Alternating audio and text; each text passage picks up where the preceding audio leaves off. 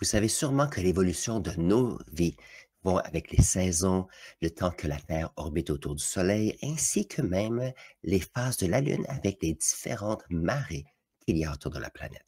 Mais est-ce que vous saviez que les phases de la Lune ainsi que l'orbite autour du Soleil nous donnent aussi des informations à savoir des festivités et des rencontres qu'il y a dans les cultures autour de la planète? Cela inclut Ramadan qui commence aujourd'hui. Ça inclut aussi les Nouvel An avec les Nouvel An chinois qui utilisent les phases de la Lune ainsi que l'orbite de la Terre autour du Soleil, ainsi que Pâques pour les catholiques. Donc, voyons voir comment est-ce qu'il y a un lien entre l'astronomie ainsi que les différentes cultures et religions autour de la Terre. Donc, voyons ce qu'on va apprendre aujourd'hui. Commençons par apprendre un peu ou réviser qu'est-ce que c'est les phases de la Lune. Donc ici en haut, on a bien sûr l'énergie des rayons du Soleil. Nous avons ici la planète Terre qui est en orbite autour de ce Soleil et autour de la Terre, il y a notre petite Lune qui est aussi en orbite. On a ici la lumière du Soleil qui, lorsque on pense au début du cycle lunaire, la lumière arrive ici sur la face cachée de la Lune. Nous, du côté où on voit la Lune, c'est la face visible. Par contre, il n'y a aucune lumière qui est réfléchie. On a donc une nouvelle Lune. Aussitôt que la Lune continue son orbite, à ce moment-là, on se retrouve avec des rayons du Soleil qui vont être réfléchis de la Lune et vont venir vers nous. On a ici les premiers croissants de Lune qui sont comme ceci. Maintenant, ce qui est intéressant, c'est au fur et à mesure que la Lune va continuer son orbite, on a ici une augmentation de la quantité de lumière réfléchie vers nous, jusqu'au temps où on obtient une pleine Lune ici.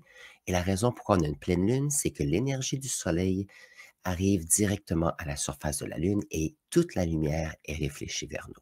Et c'est dans ce temps-là aussi des fois où on peut avoir des éclipses lunaires, où on a ici la Terre qui se retrouve entre le Soleil et la Lune, et donc la lumière est cachée. Et aussitôt que la Lune continue son orbite, on a ici une diminution de la quantité de lumière jusqu'au moment où on arrive au dernier croissant pour obtenir ici encore la fin du cycle et donc une nouvelle Lune. Donc, ce qui est intéressant, les cycles lunaires prennent à peu près 29,5 jours pour se faire, tandis que si on pense au calendrier que nous avons, il y a des différences. Alors, prenons ici le temps de regarder l'orbite de la Terre autour du Soleil. Nous savons que ça prend 365,25 jours pour faire un orbite complet ici. En plus de cela, puisque nous avons une Terre qui est inclinée, on a ici des saisons. Alors, on a les saisons d'été et les saisons d'hiver. Donc, ça, c'est en anglais, mais je l'explique avec vous maintenant. Et ce qui arrive ici, c'est que durant l'hiver, on a ce qu'on appelle le solstice d'hiver, avec les journées les plus longues, les journées les plus courtes, ainsi que les nuits les plus longues. À l'opposé, durant l'été, pour l'hémisphère nord, nous avons les journées les plus longues et les nuits les plus courtes. Maintenant, si on prend ici à l'automne et au printemps, ici on se retrouve bien sûr avec ce qu'on appelle les équinoxes du printemps et l'équinoxe de l'automne, où les longueurs de journée sont égaux. Alors on a 12 heures et 12 heures. Donc ça ici, c'est l'orbite que nous avons. Maintenant, que ce soit les solstices ou les équinoxes, ils ont des effets à savoir quand on planifie les événements dans notre société. Donc, première chose qu'on va regarder, c'est bien sûr le calendrier grégorien. On a ici le calendrier de 2025. Le calendrier grégorien est utilisé presque dans tous les pays autour du monde, sauf quelques-uns. Il y a 12 mois. Ces mois ont, à part le mois de février qui a 28 ou 29 jours, soit 30 ou 31 journées. Ça veut dire qu'il y a une certaine stabilité avec ceci, ainsi qu'on a certaines journées qui arrivent toujours aux mêmes dates dans ce calendrier. Alors ici, on a par exemple Noël qui arrive toujours à la même date. Nous avons ici le 20-21 mars, on a l'équinoxe du printemps. Nous avons dans le mois de juin, le 20 ou le 21 juin, on a le solstice d'été. Au mois de septembre, le 19, 20 ou 21, on a l'équinoxe d'automne et on se retrouve dans le coin du 20 décembre avec le solstice d'hiver. Donc, dans nos calendriers, ça arrive presque toujours de la même chose. Maintenant, ce qui est intéressant, c'est que si on regarde cela, j'ai trouvé un site intéressant qui ajoute. Donc, on a parlé des phases de la Lune, on a parlé aussi de l'orbite de la Terre autour du Soleil, du calendrier ici qui est grégorien. Maintenant, ce qui est intéressant, c'est qu'il y a d'autres calendriers qui sont utilisés aussi. Un autre exemple de calendrier, c'est le calendrier hégérien. Le calendrier hégérien, qu'est-ce que c'est? C'est un calendrier qui est lunaire, qui est utilisé par la communauté musulmane. Donc ici, j'ai appris certaines choses depuis quelque temps. Alors, les mois des années ici de la communauté musulmane, ils utilisent le cycle lunaire. Ça veut dire que puisque le cycle lunaire dure 29,5 jours, les mois de l'année sont ici de 29 ou de 30 jours. Et c'est toujours très stable. Ça veut dire que s'il y a seulement 29 ou 30 jours, ça veut dire qu'il y a moins de jours dans une année égérienne qu'une année du calendrier grégorien. L'année ici, alors pour les calendriers hégériens, il y a à peu près 354 à 355 jours par année. Ça veut dire qu'ils sont un petit peu plus courtes. Ça veut dire qu'il y a un décalage entre les deux calendriers. Et c'est pour ça que si on prend le Ramadan, qui a commencé de hier à aujourd'hui en 2025, ce n'est jamais les mêmes dates à chaque année. Et je vais vous expliquer pourquoi. Donc, certaines choses, donc si vous regardez ici, pour le calendrier hégérien, on est en l'an 1446. Et ça ici, c'est des mois qui sont plus courts et on peut voir qu'ils vont arriver avec le nouvel an en 1447 dans le mois de juillet. Et la raison, je mentionne, c'est que chaque mois est un petit peu plus court et ça fait une différence. Une autre chose que j'ai appris, c'est que Ramadan, c'est toujours le 9e mois de leur année. Donc, dans le calendrier, il y a 12 mois, mais c'est le 9e mois. Quelque chose que je ne savais pas du tout. Maintenant, quand est-ce que nous avons le Ramadan qui commence? Et ça, c'est quelque chose que j'ai appris aussi. Le Ramadan commence toujours avec un nouveau cycle de la Lune, ça veut dire avec une nouvelle Lune. Donc, je vais vous montrer un site fantastique. Ça s'appelle Moon Giant. Et voyons voir si on peut commencer à partir du 28 février.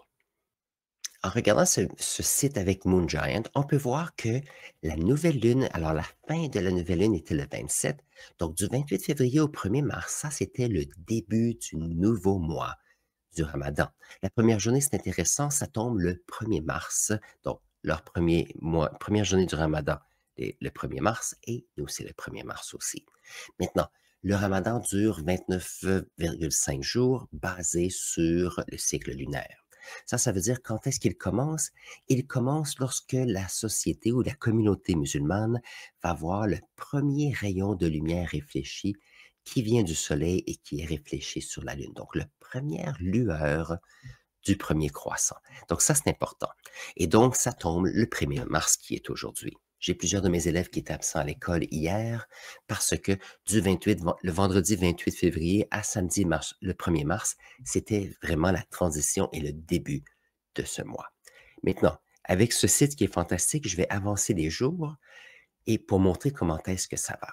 Donc ici, c'est le 1er mars, donc nous allons avancer au 2, 3. Donc au fur et à mesure que les jours avancent, on peut voir qu'il y a de plus en plus de soleil qui est réfléchi vers notre planète jusqu'au temps qu'on arrive au 13 et au 14, où nous avons nous avons ici le 14, une pleine lune parfaite.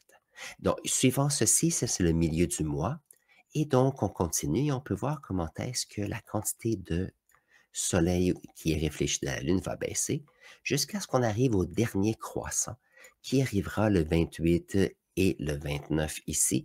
Donc, le 29, c'est la fin du cycle lunaire. Ce sera la fin du Ramadan parce que ici, le 30, c'est le début du prochain mois qui est le début de cette lueur ici de lumière qui arrive. Donc, c'est intéressant. On peut voir que le Ramadan, qui est un mois qui est suivi par la communauté musulmane, est basé sur les phases de la lune, qui est fantastique. Maintenant, une deuxième tradition ici qui vient aussi, qui utilise les phases de la lune, c'est ici l'année chinoise. Donc, il y a eu le nouvel an chinois avec l'année du serpent qui est en 2025. Leur nouvel an était le 29 janvier 2025. Donc, ce n'est pas le 1er janvier, mais c'est le 29 janvier cette année. Vous allez me dire, pourquoi est-ce que c'est comme ça? Donc ça, c'est intéressant parce que le nouvel an chinois a aussi on utilise aussi l'astronomie. Première chose à considérer pour pouvoir avoir le nouvel an, ils considèrent ici le solstice d'hiver comme étant leur premier point important, ainsi que l'équinoxe du printemps. Alors, ce qu'ils font, c'est que leur nouvel an tombe entre ces deux moments, donc entre le 21 décembre et le 20 mars, en sachant que c'est après la c'est après la nouvelle lune ici aussi. Donc, on utilise la nouvelle lune. Donc, que se passe-t-il? On doit attendre pour le nouvel an qu'il y ait le solstice d'hiver, après qu'il y ait à mi-chemin la nouvelle lune, et ça nous donne le nouvel an. Cette année, c'était le 29 janvier 2025, et d'après les recherches que j'ai vues aussi dernièrement, ça nous disait que habituellement, ça tombe entre le 21 janvier et le 20 février. Donc, c'est pas toujours la même chose. Ça dépend bien sûr des phases de la Lune de ce moment-là. Et une autre chose que j'ai appris cette semaine en faisant la recherche, c'est que la Chine a officiellement décidé d'adopter le calendrier grégorien en 1912. Donc, même s'ils gardent certains facteurs historiques avec le calendrier lunaire, c'est intéressant de voir comment est-ce que les traditions et les différentes sociétés ont fini par accepter le calendrier grégorien ici pour suivre leur journée. Donc ça, c'est une deuxième culture qui utilise les phases de la Lune. Une troisième culture qui est intéressante, c'est ici, c'est Pâques pour les catholiques ici et quelques chrétiens, pas tous les chrétiens. Et ce qui est intéressant, c'est quand est-ce qu'on a cela. Donc ici, on a aussi besoin d'avoir notre orbite autour de la Terre. Pour avoir Pâques, nous devons avoir Pâques qui est après l'équinoxe du printemps. L'équinoxe du printemps se passe le 20 mars à peu près. Ça veut dire que Pâques est toujours après le 20 mars. Mais il y a aussi d'autres conclusions, d'autres conditions pour Pâques. La première condition, c'est on doit passer après l'équinoxe du printemps. La deuxième condition, c'est on doit fêter Pâques après la pleine lune, après l'équinoxe du printemps. Donc ici, il y a un certain délai qui peut arriver. Et en plus, on doit avoir Pâques qui est un dimanche qui est après cette pleine lune. Donc voyons voir on peut avoir quelques scénarios. Si on a un scénario où on a le printemps ou l'équinoxe du printemps qui est le 20 mars, après ça, il y a la pleine lune qui est le 21 mars, et que le 21 mars, la pleine lune, c'est un samedi, le dimanche est quelques jours après, et donc on se retrouve avec Pâques qui peut se retrouver le 23 ou le 24 mars. On a Pâques qui est très très tôt dans l'année. Maintenant, qu'est-ce qui arriverait si, par exemple, on a une pleine lune qui est peut-être le 18 mars? Ça veut dire qu'on a une pleine lune ici. On a bien sûr, on va regarder quand est-ce qu'on a les festivités de Pâques. Donc, premièrement, il faut l'équinoxe du printemps. Alors, le 20 mars, mais puisqu'on a ici une pleine lune qui vient juste de se passer, on doit attendre la prochaine pleine lune qui va prendre 29 journées. Donc ça veut dire que du 20 mars plus 19 journées, on se retrouve à ce moment-là, dans le mois d'avril, peut-être je ne sais pas, le 19, le 18 avril peut-être. Mais en plus de ça, si le 19 avril tombe un lundi et qu'on doit attendre le dimanche suivant pour fêter Pâques, ça veut dire qu'on doit attendre une autre semaine pour faire cela. Donc, on peut se retrouver avec des festivités de Pâques qui peuvent être aussi tôt que le 23 mars, mais aussi tard que le 23 ou le 24 avril. Et donc, ça, c'est basé sur le fait que on utilise l'orbite de la Terre autour du Soleil pour les ans, ainsi que les phases de la Lune. Pour les mois du Ramadan et les autres mois, pour la communauté musulmane, ainsi que le Nouvel An chinois, on utilise les nouvelles lunes pour planifier le temps, tandis que pour Pâques, ici, on utilise la pleine lune lorsqu'on fait des planifications. Donc, c'est intéressant de voir comment est-ce qu'on utilise les différentes phases de la lune pour planifier un peu nos rituels ainsi que les différents aspects que notre société promouvoir. Alors sur ce, passez une excellente journée. Si vous avez apprécié, bien sûr, je vais vous donner un lien à une autre vidéo qui se rapporte aux sciences et je mets ça ici et on se voit là dans un instant.